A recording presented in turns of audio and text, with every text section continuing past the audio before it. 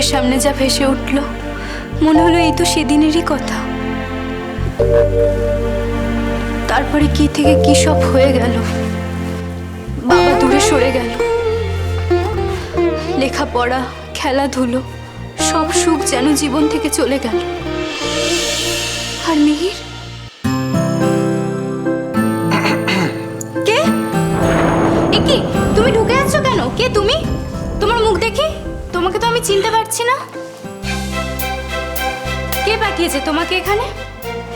গিন্নিমা নাকি ওই সাধু বাবা আমার উপর নজর রাখার জন্য পাঠিয়েছে না তোমাকে?